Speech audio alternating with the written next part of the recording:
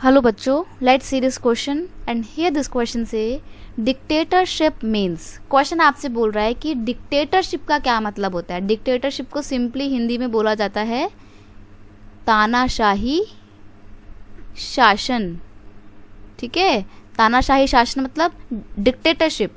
अब ऑप्शन दिए हुए हैं रूल बाय द पीपल, जनता का शासन, बिल्कुल नहीं, क्योंकि जनता का शासन तो डेमोक्रेसी होता है। रूल फॉर द पीपल, लोगों के लिए शासन, ये भी नहीं, क्योंकि जो डेमोक्रेटिक रूलर होता है वो सिर्फ अपनी अपनी चलाता है और जो उसको सूट करता है ना, सिर्फ वो उसी के लिए काम करता है या उसके अकॉर्डिंग काम करता है, अपनी सहूलियत के अकॉर्डिंग।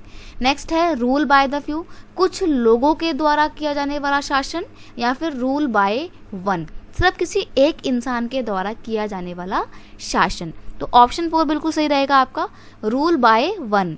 रूल बाय फ्यू भी हो सकता है, लेकिन डिक्टेटरशिप है ये, और डिक्टेटरशिप में ना एब्सोल्यूट रूल एस्टैब्लिश करता है कोई एक व्यक्ति।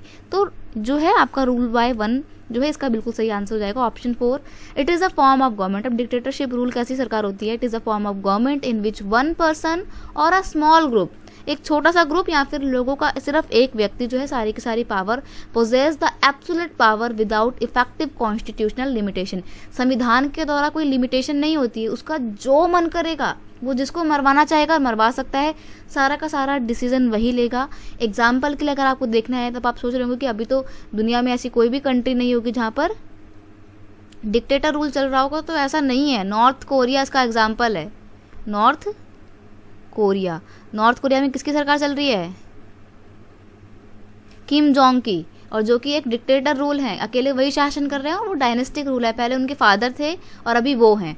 तो ये डायनेस्टिक रूल होता है ज़्यादातर डिक्टेटरशिप, और किसी एक इंसान के हाथ में सारी की सारी पावर होती हैं। ऑप्शन 4 बिल्कुल सही आंसर है। I hope you understand it well. Best of luck.